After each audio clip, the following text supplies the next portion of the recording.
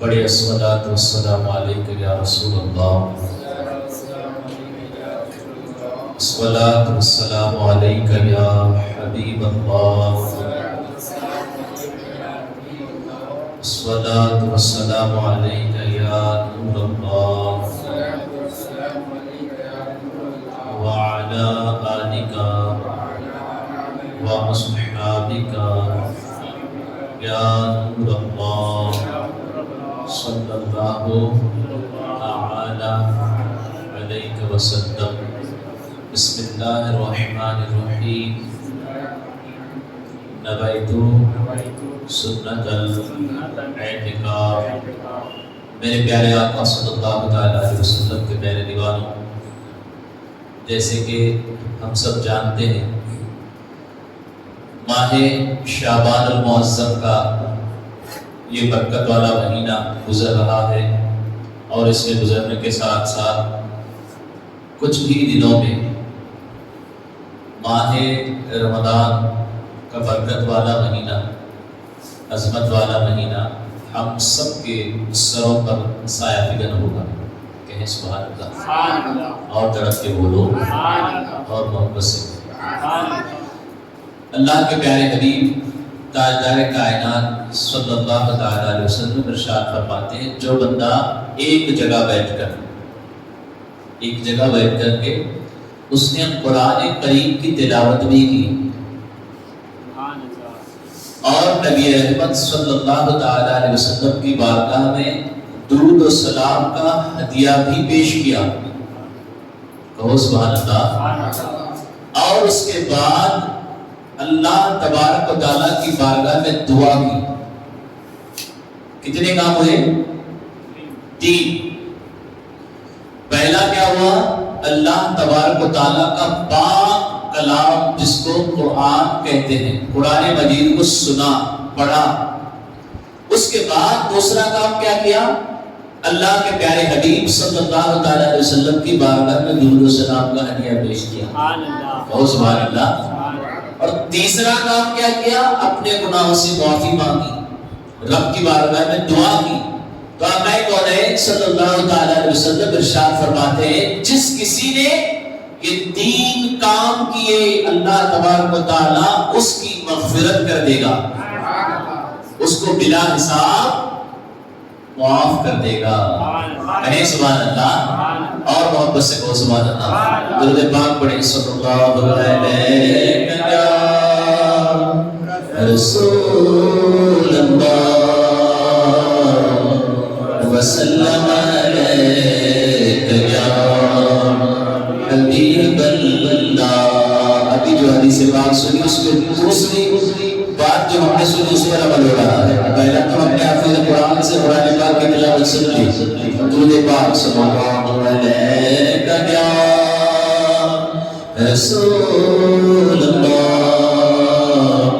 وسلم علیہ یا حبیب، اور بلند آواز سے صلی اللہ علیہ یا رسول اللہ وسلم علیہ یا حبیب۔ ہر ایک دل کا فسانہ حضور جانتے ہیں، بولو ہر ایک دل کا فسانہ حضور جانتے ہیں، جو ہو چکا ہے جو ہوگا حضور جانتے ہیں، بولو جو ہو چکا ہے جو ہوگا حضور جانتے ہیں، تیری عطا سے خدایا حضور جانتے ہیں، بولو تیری عطا سے خدایا حضور جانتے ہیں، خدا نے کنجیاں بخشی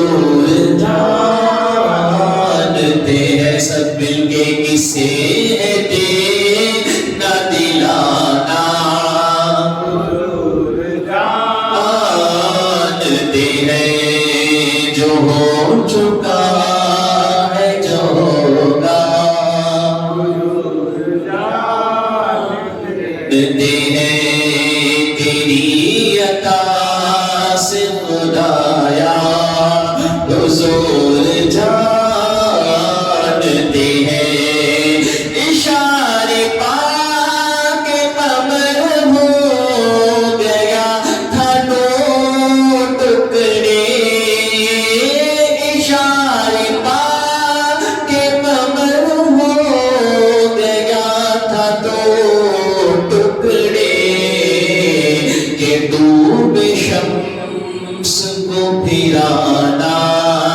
حضور جانتے ہیں بولو ڈوب شمس کو پھرانا حضور جانتے ہیں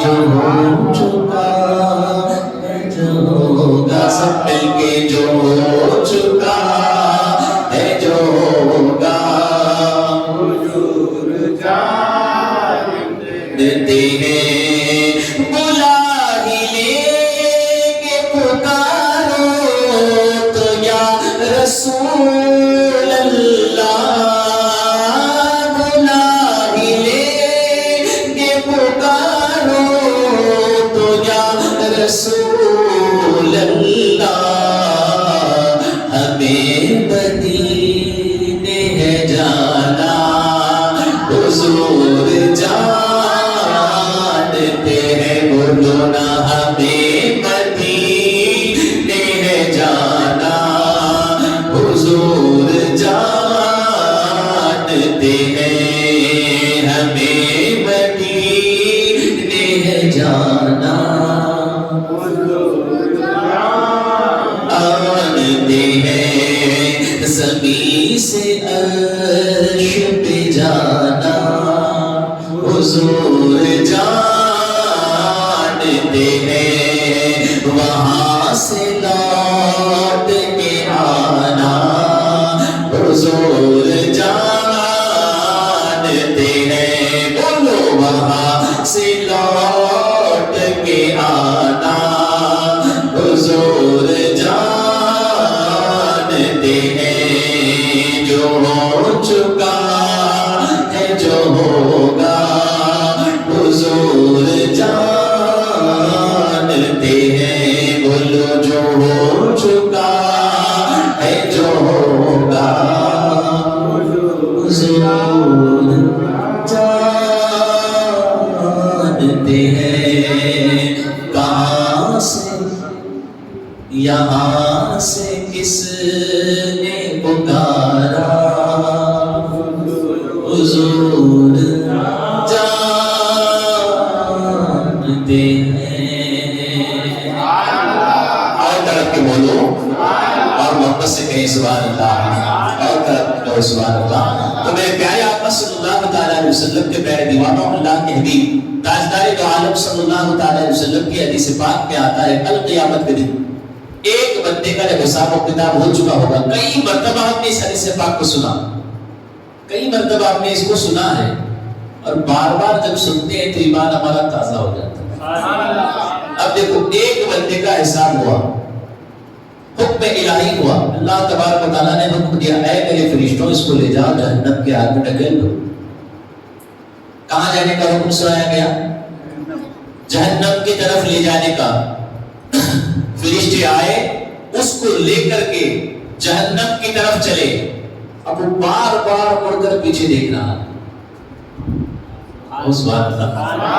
اب اللہ تبارک و تعالیٰ کی بارگاہ سے جب حکم ہو گیا تو اس کے حکم کو ٹالنے والا کوئی نہیں کسی کی مجال نہیں کسی کی ضرورت نہیں اللہ تبارک و تعالیٰ نے جو کہا وہ ہو گیا ختم اب اس کے حکم پر کوئی آ کر کے کچھ کہے نہیں سکتا بار بار گھوم رہا ہے دیکھ رہا ہے بار بار مڑ کے دیکھ رہا ہے کوئی تو تھا جس کی امید تھی کوئی تو ہے جس کا سہارا تھا بار بار دیکھ رہا تھا. کچھ ہی دور چلا تھا, ایک نورانی شکل والے بزرگ آئے. طرف کے بولو, ایسا چہرہ, اس نے کہا ایسا چہرہ میں نے کبھی نہیں دیکھا. جب وہ آئے تو فرشتوں کے ہاتھ سے مجھے چھڑا لیا. بہت سے فرشتے جہنم کی طرف لے جا رہے تھے, میرا ہاتھ پکڑا اور اپنی سخت کیا, اپنی طرف کر لیا اور کہا اے فرشتوں, یہ میرا امتی ہے, کہاں لے جا رہے ہو؟ اللہ تبارک و تعالیٰ کا حکم ہے. کریم نے فرمایا اس کا حساب کتاب ہو گیا, کیونکہ اس کے نام اعمال میں نیکیاں نہیں ہے, گناہوں کی کثرت زیادہ ہے, اس کو جہنم کی طرف لے جا رہے ہیں, یہ اللہ کا حکم ہے. اب آنے والے فرماتے ہیں حساب و کتاب ہو گیا.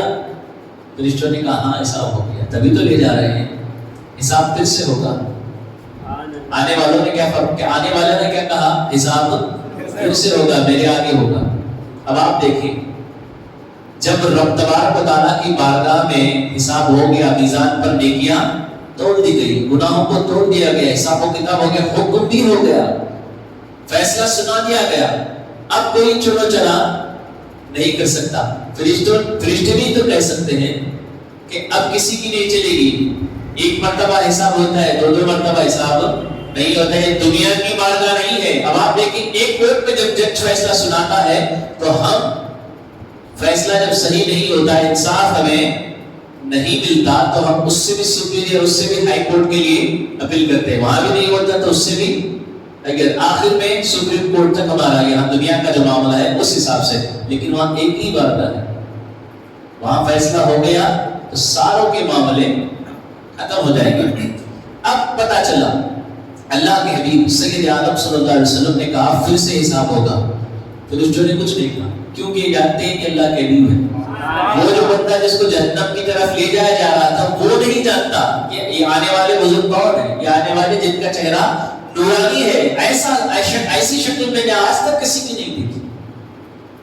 اللہ کے حبیب صلی اللہ علیہ وسلم کو فرشتوں نے کہا آپ اللہ کے حبیب ہیں, جو آپ کہیں گے وہی ہوگا, جو آپ کہیں گے وہی ہوگا. پھر سے اس کے نام اعمال کو میزان پر رکھا گیا, ترازو کے پلڑوں میں رکھا گیا. ایک طرف اس کی نیکیاں, دوسری طرف اس کے گناہ. نیکیاں بالکل نہ کے برابر تھی, گناہ بہت زیادہ تھے, گناہ بہت زیادہ تھے. فرشتوں نے کہا اللہ کے نبی صلی اللہ علیہ وسلم آپ دیکھ رہے ہیں اس کے نام اعمال میں نیکیاں, گناہ بہت زیادہ ہے. اب سنو حدیث پاک میں اللہ کے رسول صلی اللہ علیہ وسلم اپنے پیراہن مبارک, جبہ مبارک میں ہاتھ ڈالتے, ایک پرچی نکالا, ایک چھوٹا سا کاغذ کا ٹکڑا نکالا اور فرشتوں سے کہا یہ لو, اس کو اس میزان کے پلڑے میں رکھ دینا. اس کاغذ کے پرزے کو, ٹکڑے کو لایا, میزان کے ایک پلڑے پر رکھ دیا. جیسے ہی رکھنا تھا میزان کا پلڑا بھاری ہو گیا. رکھ کے بولو سبحان اللہ. اور نوبت سے جب میزان کا پلڑا بھاری ہوا تو رب تبارک و تعالیٰ کی بارگاہ سے حکم ہوا اے فرشتوں, بظاہر اس کی دیکھنے میں نیکیاں نہیں تھی, لیکن جیسے ہی میرے نبی نے ایک کاغذ کا ٹکڑا رکھا اس کی نیکیوں کی کثرت بڑھ گئی, زیادہ ہو گئی. اب جاؤ اس کا فیصلہ بدل گئے, یہ جہنم کی طرف نہیں بلکہ جنت کی طرف جائے گا. جنت کی طرف لے کر کے اب جہنم کے فرشتے چھوڑ دیے, جنت کے فرشتے آئے, اس کا ہاتھ پکڑا, ادب اور احترام کے ساتھ جنت میں لے جانے لگے.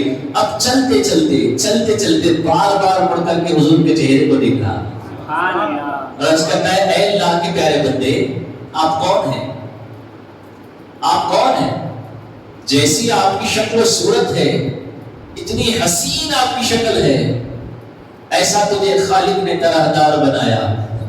شاعر کیا کہتے ہیں, حضرت جمیل قادری علیہ الرحمہ کہتے ہیں ایسا تجھے خالق نے طرحدار بنایا, یوسف کو تیرا طالب دیدار بنایا. اتنا حسین, اتنا جمیل بنایا کہ جو دیکھے گا بس دیکھتا ہی رہ جائے گا. اس نے کہا آپ کون ہیں, میں نے آپ کو پہلے تو کبھی نہیں دیکھا. ایک بات, دوسرا سوال میرا یہ ہے آپ نے جو پرچہ نکال کر پلڑے میں رکھا وہ کیا تھا؟ اب اللہ کے حبیب سید عالم صلی اللہ علیہ وسلم ارشاد فرماتے ہیں میں وہی ہوں جس کا تو کلمہ پڑھتا ہے. میں ہوں تو ہوں تمہارا نبی جس کو محمد کہتے ہیں, جن کا کلمہ تم پڑھتے اور کہتے ہو محمد رسول اللہ صلی اللہ علیہ وسلم, اور کہتے ہیں اے میرے امتی گھبرانے کی ضرورت نہیں ہے, یہ وحی درود و سلام ہے. اس پرچے میں وہی درود لکھا ہے جو تو ایک مرتبہ محبت سے میری بارگاہ میں جس نے تو پیش کیا تھا. تڑپ کی بولو, ایک مرتبہ کا محبت میں ڈوب کر پیش کیا ہوا درود پاک سارے میزان کو بھر دیتا ہے. اب کئی مرتبہ ہم پڑھیں گے تو کیا اس کے فیوز و برکات ہوں گے. کہیں سبحان اللہ اور محبت سے بولو. تو میرے پیارے آقا صلی اللہ تعالی علیہ وسلم کے پیارے دیوانوں, اذان کے حوالے سے کچھ فیوز و برکات آج انشاءاللہ سنیں گے. اس کے بعد پھر مزید اور بھی باتیں سننے کی سعادت حاصل کریں گے. میرے پیارے آقا صلی اللہ تعالی علیہ وسلم کے پیارے دیوانوں, اللہ کے حبیب تاجدار دو عالم صلی اللہ تعالی وسلم ارشاد فرماتے ہیں ثواب کے لیے, ثواب کی نیت سے میں بھی مؤذن نہیں ہوں, آپ میں سے بھی کوئی یہاں مؤذن نہیں ہے. اذان دینے کا طریقہ ہمیں آتا ہے, اذان کے جتنے کلمات ہیں صحیح طریقے سے پڑھنا بولنا ہمیں آتا ہے. نیت ہمارے صرف ثواب ہو, اللہ راضی ہو اور اللہ کے رسول صلی اللہ علیہ وسلم راضی ہو, اس نیت سے قربان جائیے. حضور کیا فرماتے ہیں, اس نیت سے, کس نیت سے کہ اللہ تبارک و تعالی ہم سے راضی ہو جائے اور اس پر بھرپور ہمیں ثواب عطا فرمائے. اس نیت سے اگر کوئی بندہ مومن اذان دیتا ہے تو اللہ تبارک و تعالی اسے شہید کا ثواب عطا فرماتا ہے. اور شہیدوں میں کون سا شہید؟ وہ شہید اس شہید کی مانند ہے جو خون میں لتھڑا ہوا ہے, خون میں ڈوبا ہوا ہے. اب آپ دیکھیں شہید کس کو کہتے ہیں, ہم سب کو معلوم ہے. ہاتھ میں تلوار ہوگی, میدان جنگ ہوگا, دشمنان اسلام ہوں گے, یا تو ہماری جان جائے گی یا تو پھر آگے والے کی جان جائے گی. جنگ میں جان بچ گئی تو غازی کہلائے گا, جان چلی گئی تو شہید کہلائے گا. وہاں بھی کیا کنڈیشن رکھا گیا, اللہ کی رضا کے لیے. دنیا والے مجھے بہادر کہیں, دنیا والوں میں مجھے ہمت والا کہا جائے, اس نیت سے ہوگا تو وہ شہادت کا مرتبہ نہیں ملے گا. قربان جائے. حضور فرماتے ثواب کی نیت سے اگر کوئی بندہ مومن اذان دے گا تو اللہ تبارک و تعالی شہیدوں میں جو افضل بڑا مقام و مرتبہ ہے اس کے برابر اس کو ثواب دے گا. سبحان اللہ. اور اتنا ہی نہیں, مزید آگے اللہ کے حبیب سید عالم صلی اللہ علیہ وسلم ارشاد فرماتے ہیں جب اس بندے کو, جب وہ مرے گا, جب وہ مرے گا دنیا والے اس کے ساتھی لے جا کر کے اسے قبر میں دفنائیں گے, تو ان کے دور ہونے کے بعد, ان کے چلے جانے کے بعد جب قبر میں کیڑے آئیں گے, کیڑے مکوڑے آئیں گے, وہ دنیا کی طرح کیڑے مکوڑے نہیں ہوں گے, وہ جہنم کے عذاب کے کیڑے مکوڑے ہوں گے.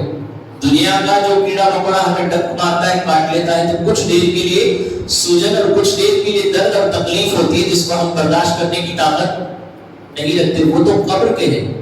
آقا ارشاد فرماتے ہیں جو بندہ ایسا ہوگا جس کو اذان ثواب کے لیے دیا ہوگا اس کو شہیدوں کا مقام و مرتبہ ملے گا, اس میں نام لکھا جائے گا. جب وہ انتقال کرے گا تو اس کے لوگ لے جا کر کے جب اس کو قبر میں ڈالیں گے تو اس کے جسم کو قبر کے کیڑے اور مکوڑے نہیں کھائیں گے. عرب کے بولو. اسی لیے کہا گیا اذان دینے کا طریقہ سیکھیں اور کبھی یوں ہی دے لیا کریں. دیں گے انشاءاللہ, اور دینے سے پہلے کیا کریں گے, سیکھیں گے, اس کے بعد دیں گے. میں مثال کے طور پر دنیا کے حساب سے میں آپ کو بتاؤں, اگر میرے یہاں گھر میں دعوت ہے, آپ سمجھ لیں, مثال کے طور پر میرے گھر میں دعوت ہے کل کی, آپ سب کو میں بلا کر کے دعوت دوں گا, آپ کے آفس میں آؤں گا, آپ کے گھر آؤں گا, آپ کو جہاں بھی میں مل کر کے میرا اپنا قیمتی وقت نکال کر آپ سے ملاقات کر کے دعوت دوں گا, تو میری بھی عزت کیا ہوگی, بولیے. فارمیلٹیز کی طرح میں میسج کر دیا کہ میرے یہاں کل دعوت ہے, آپ ضرور تشریف لائیں. آپ میسج دیکھ لیں گے, بتائیے کئی لوگ اس میں آئیں گے اور کئی لوگ نہیں آئیں گے. کیا بولیں گے, حضرت کو ذرا بھی ٹائم نہیں تھا کیا فون کرنے کے لیے, کم سے کم فون کر کے تو بول سکتے, کم سے کم آ کے میرا تو دکان یہی ہے, میری آفس یہی ہے, میرا گھر یہی ہے, آ کے بول سکتے. دیکھو جب مرتبہ بڑھتا ہے، جب میں چل کے آپ کے پاس آؤں گا، چاہے وہ آپ کے آفس ہو یا آپ کا گھر، میری عزت آپ کی نظروں میں بڑھ گئی۔ اور دوسرا کام میں نے یہ کیا، فون کر کے آپ سے یہ کہہ دیا کہ بھائی فلاں دن فلاں وقت میں میرے یہاں دعوت کا اہتمام ہے، آپ کو ضرور آنا ہے، اور میں معافی چاہتا ہوں میں آپ کے گھر نہیں آ سکا، کیوں کہ میں بڑا مصروف تھا یا پھر میں شہر کے باہر تھا، کہیں تھا۔ تو آپ کی طرف سے جواب کیا آئے گا؟ ٹھیک ہے ضرور آؤں گا، اتنا کافی ہے کہ آپ نے مجھے فون کر دیا، ہے نا؟ تو طریقہ ہوتا ہے۔ اب اس کے علاوہ آپ دیکھیے میری اہمیت ہے، میرے دعوت دینے کے طریقے الگ الگ ہیں۔ قبول کرنے والا کوئی ایسا ہی نہیں بیٹا قبول کر لے دعوت، میں نے جاتے جاتے راستے میں آپ کو دعوت دے دی، آپ پر نظر پڑی تو دعوت دی، آپ کہیں کیا حضرت دعوت دی چلی کل ہے دعوت، اب راستے میں دکھے نظر پڑی اس لیے دعوت دی، نہیں دکھتی تو دعوت ہے نا؟ یہ دنیا کا ہمارا انسان کی فطرت ہے۔ اب دیکھیں دوسرا مسئلہ جو میں سمجھا رہا ہوں، گھر میرے دعوت ہے، میرے گھر میں نے اپنے چھوٹے بیٹے کو بھیج دیا، آپ کے سب کے گھر آئے گا، دعوت دے گا، آپ کے آفس میں آ کر کے بھی دعوت دے گا، آپ کو بازار میں مل کے بھی دعوت دے گا، آپ کے گھر میں آ کے دعوت دے گا۔ اب آپ کیا کہیں گے؟ بچے کو بھیجے دعوت دے، خود نہیں آ سکتے، وہ بچے کو بات بھی کرنے نہیں آتا، الفاظ بھی بول لیں، یہی تو بات ہے نا، کیونکہ ہم سب کی فطرت ہے، کسی بھی طریقے سے دعوت دے دو کچھ نہ کچھ نقص ہم اس میں ضرور نکالتے ہیں۔ اب آپ دیکھیں میرے پیارے آقا صلی اللہ علیہ وسلم کے پیارے دیوانوں، چاہے وہ آپ کے گھر کی دعوت ہو یا میرے گھر کی دعوت ہو، ہزاروں خامیاں غلطیاں ہم نکالتے کہ اللہ کے گھر کی دعوت ہے۔ یہ کس کے گھر کی دعوت ہے؟ اللہ کے گھر کی دعوت ہے۔ جب مؤذن کہتا ہے حی علی الصلاۃ، نماز کی طرف آؤ، اپنے گھر کی طرف نہیں بلا رہا ہے، کامیابی کی طرف، نماز کی طرف، تو اس کو بلانے کا انداز وہ چاہیے، اس کے تلفظ جو ہے وہ صحیح چاہیے، اس سے جو حروف ادا ہوتے ہیں وہ عربی کے وہ صحیح چاہیے، تب جا کر کے اس دعوت کا اثر صحیح معنی میں لوگوں کے دل پر اثر ہوتا ہے۔ ورنہ آپ دیکھیں اذان تو بہت ہوتی ہے، ایک دن میں 5 مرتبہ جب اذان ہوتی ہے، ہم اپنے کام میں مصروف ہیں، ہر طرف سے الگ الگ مساجد سے اذان ہمارے کان میں گونج رہی، لیکن ہمارے دل پر اثر۔ آپ کبھی پریکٹس کر کے دیکھیں اذان کا طریقہ، 15 جو اس میں کلمات ہیں اس کو بڑے غور سے اللہ اکبر پورا پڑھ کر کے دیکھیں، اس کے بعد جو مؤذن ہیں ان کی اذان کو سن کر کے دیکھیں، نمبر آف مسٹیکس وہاں ہوتے ہیں۔ اب وہ کیا کر رہے ہیں؟ دعوت دے رہے ہیں، کس کی طرف؟ اللہ کے گھر کی طرف۔ جب میں آپ کو انداز جھکا کر کے بات کرنے کا طریقہ الگ کر کے بلاؤں گا تو آپ ناراض ہو جائیں گے، نہیں آئیں گے، لیکن یہ اللہ کے گھر کی طرف بلانا طریقہ صحیح نہیں ہوگا تو اللہ کے بندے نہیں آئیں گے۔ تو میرے پیارے آقا صلی اللہ علیہ وسلم کے پیارے دیوانوں، کہنے کا مقصد یہ تھا کہ سب سے پہلے ہم ان الفاظ کو، ان کلمات کو سیکھیں، انشاءاللہ اس کے بعد پھر اگر اللہ تبارک و تعالیٰ نے توفیق دی، ہمیں چن لیا تو اذان ضرور دیں گے انشاءاللہ تعالیٰ۔ اس کے بعد اللہ کے پیارے حبیب صلی اللہ علیہ وسلم ارشاد فرماتے ہیں، جب میں جنت کا مشاہدہ کر رہا تھا، جنت میں گھوم کر کے جنت کے چاروں طرف جو محلات سجے تھے ان کو دیکھ رہا تھا، تو ایک محل جو ہے موتی نما، موتی جو ہوتی ہے موتی نما، ایک بہت خوبصورت بہت بڑا محل بنا تھا، جس کے نیچے جو زمین تھی مٹی وہ مشک کی تھی۔ وہ سبحان اللہ، عرب کی وہ سبحان اللہ۔ اللہ کے حبیب صلی اللہ علیہ وسلم نے پوچھا، اے جبرائیل یہ محل کس کے لیے ہے؟ یہ محل کس کے لیے ہے؟ اب سنو، آقا کونین صلی اللہ علیہ وسلم ارشاد فرماتے ہیں، یا رسول اللہ صلی اللہ علیہ وسلم کہ آپ کے امت میں جو اذان دینے کا کام کرتے ہیں، آپ کی امت کے جو مؤذن ہیں، ان کے لیے جنت کا یہ محل ہے۔ رب کے بولو سبحان اللہ، اور محبت سے کہیں، اور محبت سے۔ تو میرے پیارے آقا صلی اللہ علیہ وسلم کے پیارے دیوانوں، ایک اور فضیلت آئی ہے، جو بھی مؤذن اذان دیتے دیتے، ان کی ڈیوٹی کیا؟ بولیے، اذان دینا جو بھی چاہے وہ کوئی بھی ہو سب کے لیے ہے. جو بھی مومن بندہ مؤذن ہوگا اذان دیتے دیتے اسی فعل میں اسی امر میں اسی کام میں وہ دنیا سے رخصت کر گیا تو اللہ کے حبیب صلی اللہ علیہ وسلم ارشاد فرماتے ہیں اس کے اگلے پچھلے سارے گناہ کو اللہ معاف کر دے. رب کی بولو اور محبت سے. تو بہت بڑی فضیلتیں ہیں. جو اذان دے گا اس کی قیامت میں گردن بہت اونچی ہوگی. کیوں کہ یہ منادی ہے. کس کی طرف دعوت دے گا؟ دعوت دے رہا تھا دنیا میں اللہ تبارک و تعالیٰ کے گھر کی طرف لوگوں کو بلانے کا کام کر رہا تھا. اسی لیے اس کا مقام اس کا مرتبہ اس کی بلندی قیامت کے دن بہت اونچی ہوگی. اسی لیے حضور رحمت عالم صلی اللہ تعالی علیہ وسلم ارشاد فرماتے ہیں تم اذان دینا سیکھ لو. سیکھیں گے انشاءاللہ. جو جو کلمات ہیں آپ پڑھنے کی کوشش کریں, صحیح تلفظ ادا کرنے کی کوشش کریں. ہر حرف پر آپ کا خیال ہو. صحیح طریقے سے پڑھنا آئے گا تو صحیح طریقے سے ہماری آواز بھی انشاءاللہ نکلے گی. جب آواز دل سے نکلے گی تو دل پر اثر کرے گی. ہماری اس دعوت کو لوگ قبول کریں گے. اس میں ایک مسئلہ یہ بھی میں آپ کو بتا دوں اذان کے حوالے سے. اس میں دو کلمات جو میں نے ابھی آپ کو سنائے, حی علی الصلاۃ, آؤ صلاۃ یعنی نماز کی طرف, اور دوسرا کلمہ حی علی الفلاح, کامیابی کی طرف آؤ. شریعت کا مسئلہ کیا ہے؟ حضور نبی رحمت صلی اللہ علیہ وسلم کی جو سنت ہے اس میں کیا کہا گیا جو بھی جب بھی کبھی آپ اذان دیں اس کو اچھی طریقے سے یاد رکھیں. ہمارا چہرہ یوں سیدھا ہوتا ہے, اللہ اکبر اللہ اکبر, ایک دم سیدھا. جب حی علی الصلاۃ کا موقع آتا ہے تو ہم کیا کرتے ہیں یہ ایسے حی علی الصلاۃ, ایسا ہی ہوتا ہے نا. آپ غور سے دیکھیں. اس کے بعد حی علی الفلاح, یہ طریقہ غلط ہے. صحیح طریقہ کیا ہے؟ صحیح طریقہ کیا ہے جو سنت حضور کی آپ نے فرمایا حی علی الصلاۃ کب کہیں گے؟ جب مؤذن کی پوری گردن دائنی جانب گھوم جائے سیدھی طرف. ہاں مسئلہ یہ بھی یاد رکھیں صرف گردن کو گھمانا ہے. کس کو گھمانا ہے؟ سینے کو نہیں گھمائیں گے. قبلے کے سب سینہ رہے گا. سینہ گھومے گا تو مکروہ ہوگا, اذان نہیں ہوگی.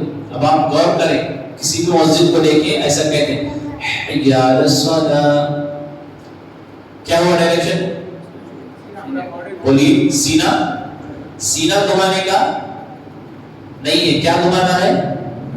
ہاں اسی لیے گردن کو فلیکسیبل کیا گیا ہے. گردن کو اسی لیے فلیکسیبل رکھا گیا ہے. کیا کہیں گے؟ پوری گردن پہلے گھومے گی, اس کے بعد حی علی الصلاۃ, پھر پوری گردن بائیں جانب گھومے گی, اس کے بعد حی علی الفلاح. یاد رکھیں گے اسے انشاءاللہ. اب یہ مسئلہ کون سا؟ حی علی الصلاۃ اور حی علی الفلاح کا مسئلہ. اس کے حوالے سے مفتیان کرام نے فقہاء کرام نے فرمایا ہے اذان چاہے نماز کے لیے ہو, صرف نمازی کے لیے اذان نہیں ہوتی. اذان بہت سارے اوقات میں دے سکتے ہیں. اس کے بہت سارے دلائل ہم اہل سنت کے پاس موجود ہیں. فرمایا گیا چاہے وہ نماز کے لیے حی علی الصلاۃ اور حی علی الفلاح ہو اذان میں, یا پھر اقامت کھڑے ہوتے وقت اس میں بھی پوری گردن سیدھی طرف گھما کے حی علی الصلاۃ 2 مرتبہ حی علی الفلاح. سینہ یہاں بھی گھومنا نہیں ہے. کیا گھومنا ہے؟ گردن. پہلے گردن گھومے گی, اس کے بعد کلمات ادا ہوں گے 2. اس کے بعد قبر پر جب ہم اذان دیتے ہیں اپنی میت کو دفنانے کے بعد, قبر پر میت کو دفنانے کے بعد اذان دیتے ہیں, وہاں بھی گردن کو گھما کر حی علی الصلاۃ حی علی الفلاح. اس کے بعد جب ڈر ہوتا ہے تو اس وقت بھی اذان دینے کا حکم دیا گیا. اس کے بعد جب انسان راستہ بھول جاتا ہے اس وقت بھی اذان دینے کا حکم دیا گیا. اور یہاں تک فرمایا گیا جب کسی کے گھر میں بچے کی ولادت ہو, اولاد ہو کسی کے, یہاں بیٹا ہو یا بیٹی ہو, جب بھی کسی کے گھر اولاد ہوتی ہے تو ہم سب سے پہلے اس کے کان میں سیدھی طرف کیا کرتے ہیں؟ بولیے. اس اس اذان کے وقت بھی اس کا خیال رکھیں کہ گردن ہماری سیدھی طرف گھومے. اس کے بعد حی علی الصلاۃ بائیں طرف گردن گھومے. اس کے بعد حی علی الفلاح سیدھے کان پہ. اور اس کے بعد الٹے کان پہ اقامت. کس کے؟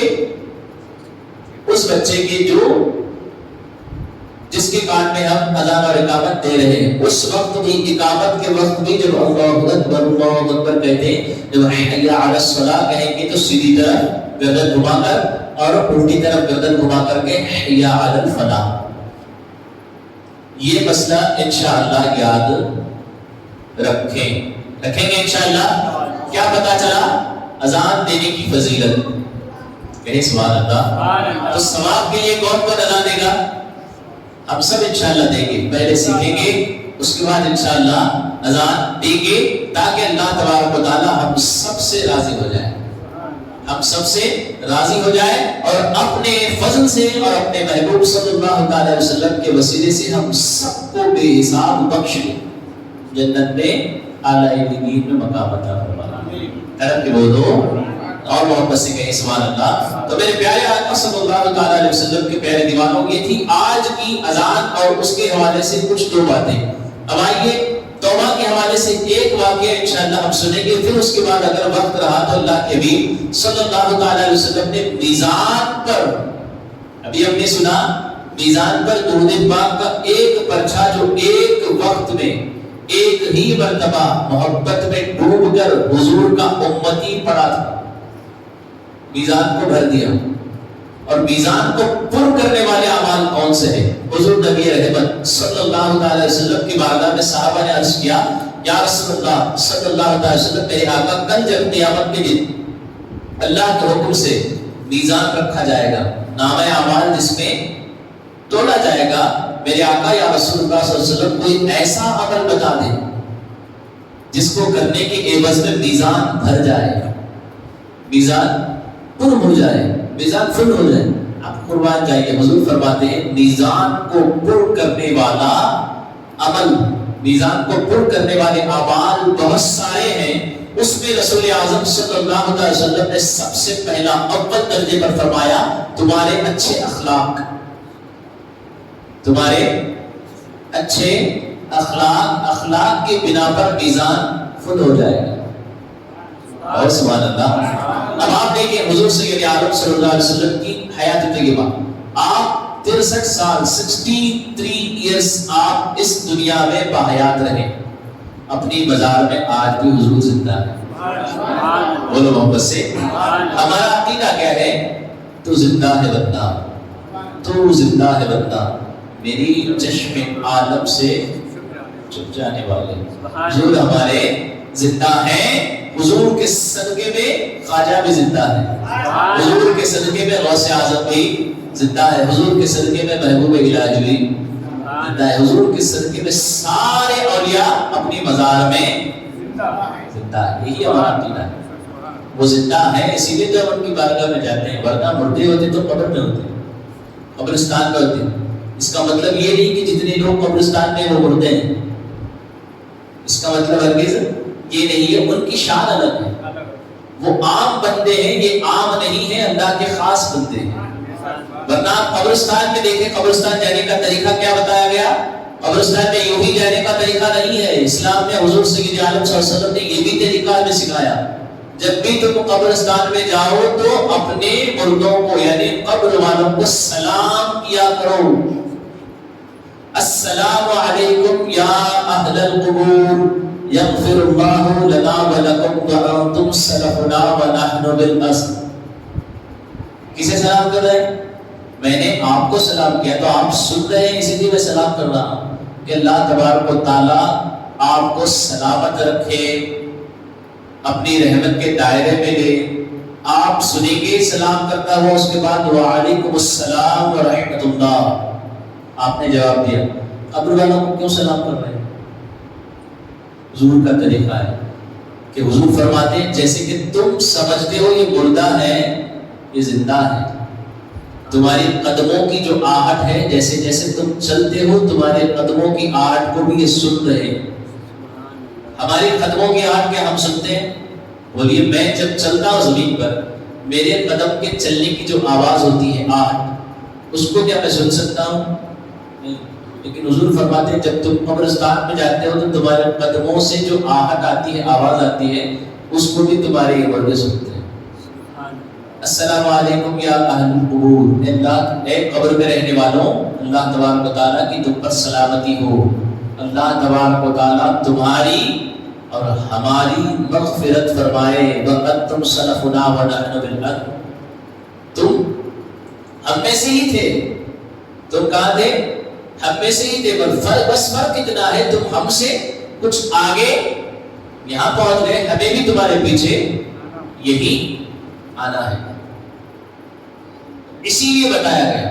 تو میرے پیارے آقا صلی اللہ علیہ وسلم کے پیارے دیوانہ، اللہ کے حبیب سید عالم صلی اللہ علیہ وسلم 63 سال آپ دنیا میں موجود تھے۔ 40 سال کے بعد آپ نے اعلان نبوت کیا، آپ نے فرمایا میں اللہ کا نبی ہوں۔ اب بتائیے کتنے لوگ وہاں اپوز کیے؟ ساری باتیں ہم سیرت مصطفیٰ صلی اللہ علیہ وسلم میں پڑھ چکے ہیں، سن چکے ہیں۔ حضور سید عالم صلی اللہ علیہ وسلم ملانے کے لیے آئے تھے، جدا کرنے کے لیے نہیں۔ حضور صلی اللہ علیہ وسلم کیوں آئے تھے؟ ملانے کے لیے۔ آپ دیکھیں وہ حدیث پاک سنیں، آپ نے اعلان نبوت سے پہلے پوچھا مکے کے لوگوں کو جمع کر، ایک پہاڑ کی طرف لے گئے، بہت بڑا پہاڑ ہے۔ حضور سید عالم صلی اللہ علیہ وسلم ایک ٹیلے پر، ایک چٹان پر پتھر کے اوپر چڑھ کے کھڑے ہو گئے، پوری قوم سامنے موجود ہے۔ حضور صلی اللہ علیہ وسلم نے پوچھا اے مکے کے لوگوں مجھے بتاؤ تم نے مجھے کیا سمجھا؟ آج تک 40 سال کی زندگی تمہارے سامنے ہے، تم نے مجھے کیا مانا، کیسے پایا؟ تو مکے والوں نے ایک ہو کر کے کہا ہم نے آپ کو صادق الوعد الامین جانا، دیکھا، مانا۔ صادق مانے سچا، وعد مانے وعدہ جو کرتا ہے وعدے کو پورا کرنے والا، امین یعنی امانت دار، جب بھی کوئی آپ کے پاس امانت رکھتا ہے تو آپ نے کبھی اس میں خیانت۔ صادق الوعد الامین۔ اب حضور فرماتے ہیں اگر میں تم سے یہ کہوں اس پہاڑ کے پیچھے بہت بڑا دشمنوں کا لشکر ہے، اب وہ آئے گا، پلک جھپکنے تک ہم سب کو مار دے گا، ہم سب کو ختم کر دے گا، تو کیا تم میری اس بات کو مانو گے؟ تم تسلیم کرو گے میرا کہنا؟ تو سب نے ایک ہو کر ایک آواز میں کہا ہاں ہم مانیں گے۔ اگر آپ کہتے ہیں تو ہم ماننے کے لیے تیار ہیں۔ کیوں؟ کیونکہ آج تک آپ نے کبھی جھوٹ نہیں بولا، یہی آپ کے اخلاق ہے۔ جب آپ نے اعلان کیا ہاں، جب تم نے تسلیم ہی کر لیا ہے کہ میں آج تک کبھی جھوٹ میں نے نہیں کہا، تو اب میں کہتا ہوں میں اللہ کا نبی ہوں۔ کہو لا الہ الا اللہ محمد رسول اللہ صلی اللہ تعالی علیہ وسلم۔ جب آپ نے اعلان کیا، آپ کی اخلاق کو دیکھ کر کے لوگ اسلام میں داخل ہوئے، آپ کے اخلاق کو دیکھ کر لوگ اسلام میں داخل ہوئے۔ حضرت سیدہ ماں عائشہ صدیقہ رضی اللہ تعالیٰ عنہ فرماتی ہے مکے میں جو دین پھیلا، مکے میں یہ قرآن کا معجزہ ہے۔ مکے میں دین کیسے پھیلا؟ قرآن سے۔ اور جب مدینے میں دین پھیلانے کی باری آئی تو حضور کے اخلاق سے دین پھیلا، حضور کے اخلاق سے دین پھیلا۔ ایک صحابی حضور کی بارگاہ میں حاضر ہوئے، ایک صحابی حضور کی بارگاہ میں حاضر ہوئے، غضب سے عرض کرنے لگے فدا کا ابنی و ابی یا رسول اللہ صلی اللہ علیہ وسلم، میرے آقا کوئی ایسا عمل بتا دیں جو بھاری نہ ہو، جو بھاری نہ ہو اور اس کے عوض میں اللہ مجھے جنت کا کر دے۔ اب آپ بتا دیں بھاری عمل، نماز پڑھنے کے لیے کہہ دیا ہوتا تو بھاری، وضو کرنا، نماز کے لیے کھڑا ہونا، کبھی قیام ہو رہا ہے، کبھی رکوع، کبھی سجود، کبھی جلسہ، یہ انسان پر گرا گزرتا ہے۔ روزہ رکھنے کے لیے کہہ دیا جائے تو صبح صادق سے لے کر غروب آفتاب تک بھوکا اور پیاسا رہنا، اپنے نفسانی خواہشات سے بچا رہنا، یہ بھی انسان پر گرا گزرتا ہے۔ اور اس کے بعد پھر آپ دیکھیں حج کرنے کے لیے کہہ دیا جائے تو رزق حلال سے کمایا ہوا پیسہ ہو، وہ مال کیسا ہو؟ حلال ہو، مال بھی خرچ ہوگا اور اس کے بعد ہمیں خود بھی وہاں جانا ہوگا. سفر، اس کی صعوبتیں، اس کی تکلیفیں، جسمانی عبادت بھی ہوگی، مالی عبادت بھی ہوگی. صدقہ کرنے کے لیے کہہ دیا، جو پیسہ، جو مال ہم نے محنت کر کے، مشقت کر کے، بڑی مشکل سے جمع کیا، اور اس کو اٹھا کر کے اللہ کی راہ میں خرچ کرنا. یہ سب کہہ سکتے تھے، لیکن حضور نے کہا مسکرا کر کے، سنو، جو بھی عبادت کرنا اس کے ساتھ ساتھ تم اچھے اخلاق کے ساتھ اللہ کے بندوں کے ساتھ پیش آنا. ترقی بولو، اچھے اخلاق کے ساتھ اللہ کے بندوں کے ساتھ تم پیش آنا، یہی تمہارا عمل کل میزان پر بھاری ہو جائے گا. سبحان اللہ. یہی وجہ ہے اللہ کے رسول صلی اللہ علیہ وسلم کی بارگاہ میں ایک مرتبہ کچھ صحابہ تشریف لائے. اس محلے کی 2 عورتیں تھیں. 2 عورتوں کے حوالے سے حضور کی بارگاہ میں عرض کیا، یا رسول اللہ صلی اللہ علیہ وسلم، فلاں محلے میں جو لڑکی ایک عورت رہتی ہے وہ بڑی عبادت گزار ہے، عابد ہے، صرف فرض ہی نہیں سنتوں کی بھی پابند ہے، صرف سنتوں کی نہیں بلکہ واجبات کی بھی پابند ہے، اور صرف واجبات کی ہی نہیں بلکہ نوافل کی بھی پابند ہے. ساری نمازیں، کوئی نماز وہ نہیں چھوڑتی. اور دوسری طرف ایک عورت ہے جو صرف فرائض ادا کرتی ہے، صرف فرائض ادا کرتی ہے. یا رسول اللہ، ان دونوں میں جنتی کون ہے؟ ان دونوں میں جنتی کون ہے؟ اب آپ دیکھیں، بظاہر سی بات ہے، مجھے اور آپ سے کسی نے سوال کر لیا ہوتا ہم میں سے، تو ہم نمازوں کو دیکھیں گے. فرض نماز بھی ادا ہو رہی ہے، قرآن پاک کی تلاوت بھی ہو رہی ہے، صدقہ و خیرات بھی ہو رہا ہے، فرض کے ساتھ ساتھ واجبات، سنتیں اور نفل بھی ادا ہو رہی ہے. بظاہر سے دیکھا جائے تو اس کی عبادتیں بہت زیادہ ہیں. اور دوسری طرف اس عورت کو دیکھا جائے تو صرف اور صرف فرائض کو ادا کر کے باقی تمام کاموں سے دور. حضور سید عالم صلی اللہ علیہ وسلم نے ارشاد فرمایا، جو دوسری عورت ہے جو صرف اور صرف فرائض ادا کرتی ہے وہی جنتی ہے. طرف کی بولو، غیب دان نبی، حضور غیب جانتے ہیں، کون جنتی ہے کون جہنمی ہے حضور سب جانتے ہیں. طرف کی بولو سبحان اللہ.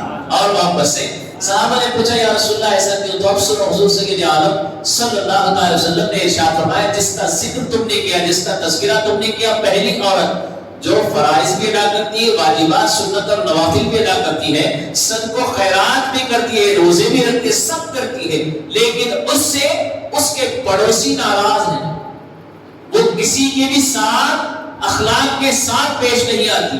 جب بھی بات کرتی ہے تو گالی گلوچ، جب بھی بات کرتی ہے تو بڑے سخت لہجے کے ساتھ معاملہ اس کا پیش آتا ہے. اور جو دوسری عورت کا تم نے ذکر کیا، بولو سبحان اللہ، دوسری عورت کا جس کا تم نے ذکر کیا، وہ بڑی عادت میں نرم ہے، عادت میں بڑی نرم ہے. اپنے فرائض کو ادا کرنے کے بعد جب وہ نکلتی ہے تو ہر ایک سے اچھے معاملات رکھتی ہے. جب بھی کسی کو بات کرتی ہے تو اچھے انداز میں بات کرتی، یہی اس کے اخلاق اس کو جنت میں لے جائے. محبت سے بولو. اسی لیے فرمایا گیا عبادتیں بھی ہو اس کے ساتھ اخلاق بھی ہو. کوئی یہ نہ کہے کہ مسجد میں تھا اچھا تھا، بڑی پیاری پیاری میٹھی میٹھی باتیں کرتا تھا، مسجد سے باہر نکل گیا گالی گلوچ شروع. جب تک ٹوپی سر پہ تھی اچھا تھا، ٹوپی نکال دیا گالی دینا.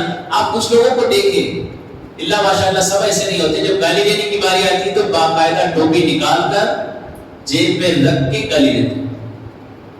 ٹوپی کا ادب، ٹوپی کا احترام. میرے پیارے آقا صلی اللہ تعالی علیہ وسلم کے پیارے دیوانوں، اللہ تبارک و تعالیٰ ٹوپیوں کو نہیں دیکھتا بلکہ دلوں کے حال کو دیکھتا. دل میں اگر سچائی ہوگی، اخلاق ہوگا، اخلاص ہوگا کہ اس کی رضا ہمارا مقصد ہے، تو اللہ تبارک و تعالیٰ سب کے دلوں کے حال کو جانتا ہے. کہیں بھی گالی دو وہ جانتا ہے، وہ دیکھ رہا ہے. کچھ لوگ ایسا کرتے ہیں. میرے پیارے آقا صلی اللہ تعالی علیہ وسلم کے پیارے دیوانوں، اسی لیے حضور کے حدیث پاک میں آیا ہے، انسان کو آپ کیسے پرکھیں گے میں اچھا ہوں یا برا؟ آپ کیسے پرکھیں گے؟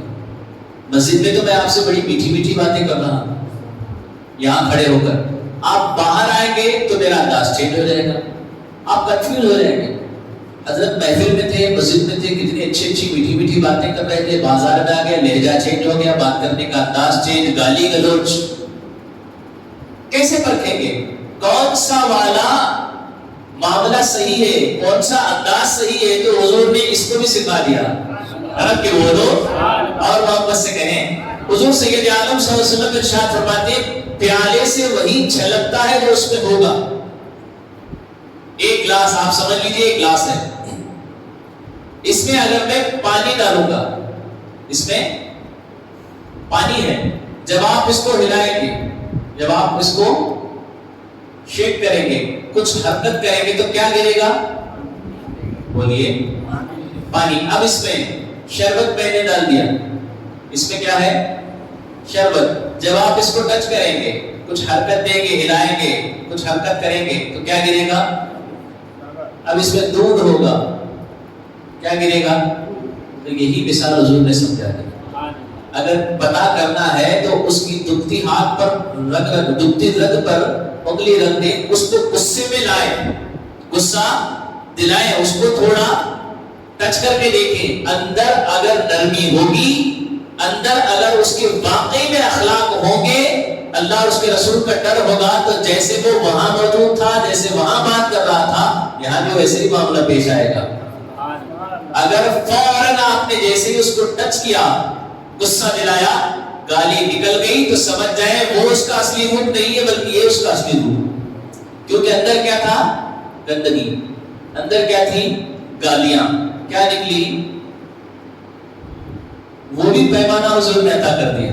عرب کی بولو سبحان اللہ. تو میرے پیارے آقا صلی اللہ علیہ وسلم کے پیارے دیوانوں, نمازوں کے ساتھ ساتھ اچھے اخلاق کا بھی دامن انشاءاللہ تھامیں, کیونکہ حضور نبی رحمت صلی اللہ علیہ وسلم نے ارشاد فرمایا یہ میزان پر بھاری ہوگا. اور اس کے بعد دوسری بات حضور سید عالم صلی اللہ علیہ وسلم نے ارشاد فرمایا میزان پر جو سب سے بھاری وزن عمل ہوگا وہ اللہ کا خوف ہوگا. نمازیں پڑھ رہے ہیں لیکن اللہ کا ڈر دل میں نہیں, روزے تو رکھ رہے ہیں لیکن اللہ کا ڈر دل میں. اب ماہ رمضان آنے والا ہے, ماہ رمضان آنے والا ہے, کئی لوگ اپنا وقت سو کر کے یوں ہی, پھر حالت کون سی ہے؟ روزے میں کئی لوگ ٹی وی کے سامنے بیٹھے ہیں, حالت کون سی؟ کھانے سے بچ رہے ہیں, پینے سے بچ رہے ہیں, شریعت نے جس نفسانی خواہش سے بچنے کا حکم دیا اس سے سب سے بچے ہوئے ہیں, لیکن شیطان کے وار سے کوئی نہیں بچ رہے. شیطان بار بار ہمیں روزے کا بہانہ دے کر سنا رہا ہے, اور روزدار کی فضیلت اپنی جگہ ہے. روزدار سو رہا ہے تب بھی اس کو نیکیاں مل رہی. جس فرش پر, جس بستر پر, جس تکیے پر, جس شال کو اوڑھ کر کے وہ سوتا ہے, وہ ساری چیزیں بھی اس کی مغفرت کے لیے دعائیں کرتی ہیں. غلط کہ بولو سبحان اللہ. لیکن بات کیا ہے؟ روزہ دار ہے, روزہ رہنے کے باوجود بھی موبائل میں بزی ہے. روزہ ہے اس کے بعد بھی کمپیوٹر کے سامنے گیم کھیلتا ہوا بزی ہے. روزہ ہے کرکٹ دیکھتا ہوا بزی ہے. میرے پیارے آقا صلی اللہ تعالی علیہ وسلم کے پیارے دیوانوں, کئی مرتبہ ہم نے ہمارے اس اجتماع میں سنا ہے روزے کے بھی کچھ آداب ہیں. روزے کی بہت سارے آداب ہیں. روزہ بھوکا رہنے کا نام روزہ نہیں ہے. کھانے سے رک گئے پتا چلا بھوکا ہے, پانی سے بھی رک گئے پتا چلا پیاسا ہے. کھانے سے اور پانی سے بچ کر بھوکا اور پیاسا رہ کر کے بندہ روزدار نہیں ہوگا. تو اسی لیے بہت ساری باتیں ہمیں اس کے حوالے سے بھی, روزے کے آداب اور روزہ رکھنے کا کیا مقصد تھا, یہ ساری باتیں ہمیں جاننے کے لیے انشاءاللہ ماہ رمضان میں بھی ہمارے اس اجتماع میں آنا ہے. آئیں گے انشاءاللہ, اگر ہو سکے تو آئندہ اتوار آپ بھی آئیں, اور کثیر تعداد میں, زیادہ سے زیادہ تعداد میں دوسروں کو بھی لانے کی کوشش کریں. انشاءاللہ اگر مہمان کا کسی کا ڈیٹ مل گیا تو ہمارے اس سنی دعوت اسلامی کے ہمارے سنی اجتماع میں آئندہ اتوار استقبال ماہ رمضان کا ایک عظیم جلسہ رکھا جائے گا انشاءاللہ. جیسی ہوگا آپ کو سنا دیا جائے گا. آپ آئیں گے انشاءاللہ؟ آپ آئیں گے اور دوسروں کو بھی ساتھ میں ضرور لائیں گے. اب آج اتنا یاد رکھیں, اذان دینا انشاءاللہ سیکھ جائیں اور اس کے بعد جو بھی عبادت کریں، چاہے وہ نماز ہو، حج ہو، روزہ ہو، زکوٰۃ ہو، صدقہ و خیرات ہو، جو بھی کریں انشاءاللہ اس کے بعد اچھے اخلاق کے ساتھ لوگوں کے ساتھ پیش آئیں گے انشاءاللہ تعالیٰ۔ اور تیسری اور آخری بات کیا پتہ چلی، عبادت کے ساتھ ساتھ اللہ تبارک و تعالیٰ کا ڈر ہمارے دل میں، بولیے ڈر ہمارے دل میں ہوگا تو وہ خوف خدا، وہ خشیت الہی میزان کے پلڑے پر رکھی جائے گی، وہ بھاری ہو جائے گی اور بندہ جنت میں داخل ہو جائے گا۔ کرم کے بولے سبحان اللہ۔ دعا ہے اللہ تبارک و تعالیٰ اپنے پیارے محبوب سید عالم صلی اللہ تعالیٰ علیہ وسلم کے صدقہ و طفیل جو کچھ کہنے سننے میں غلطیاں ہوئی ہیں تمام غلطیوں کو معاف فرمائے اور اس کی اصلاح کی توفیق عطا فرمائے۔ استغفر اللہ ربی من کل ذنب واتوب الیہ، لا الہ الا اللہ محمد رسول اللہ صلی اللہ تعالی علیہ وسلم، وما علینا الا البلاغ المبین۔ السلام علیکم ورحمۃ اللہ وبرکاتہ۔ صلاۃ و سلام پہ